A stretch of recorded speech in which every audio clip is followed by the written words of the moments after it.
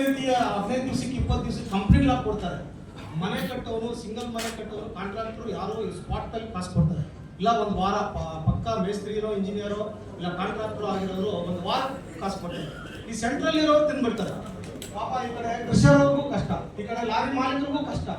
ಅವ್ರ ಮನೆಯಲ್ಲಿ ಎಂತ ಪರಿಸ್ಥಿತಿ ಆಗಿದೆ ಅಂದ್ರೆ, ರಾಮನಗರದಲ್ಲಿ ಒಂದು ಲಾರಿ ಮಾಲೀಕರು ನೇಣಾಕೊಳ್ಳುವಂತ ಪರಿಸ್ಥಿತಿ ಬಂದು ರಾಯಲ್ಟಿ ವಿಷಯದಲ್ಲಿ ಗಣಿ ಮತ್ತು ಭೂ ವಿಜ್ಞಾನ ಇಲಾಖೆಯವರು 8 ಕೇಸ್ ಹಾಕ್ಬಿಟ್ಟು 8 ಲಕ್ಷ ರೂಪಾಯಿ ದಂಡ ಹಾಕ್ಬಿಟ್ಟು ಭೂ ವಿಜ್ಞಾನ ಇಲಾಖೆ ಆಫೀಸ್ ಹತ್ರ ಹೋಗಿ ನೇಣು ಹಾಕೊಂಡ್ಬಿಟ್ಟ.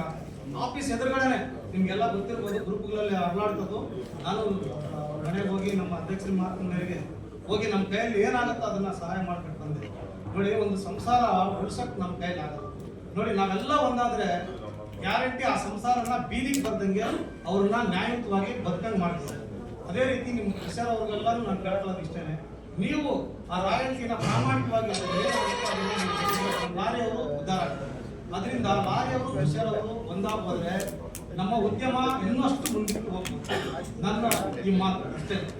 ಜಾಸ್ತಿ ನಾನು ಜಾಸ್ತಿ ಇದೆ ನೋಡಿ. ಆರ್ಥಿಕ ಸಮಸ್ಯೆ, ಗಣಿ ಮತ್ತು ಭೂ ವಿಜ್ಞಾನ ಇಲಾಖೆ, GST, ಲಾರಿಯವ್ರ ಕಷ್ಟ ಹೇಳ್ಕೊಳಕ್ಕಾಗಲ್ಲ.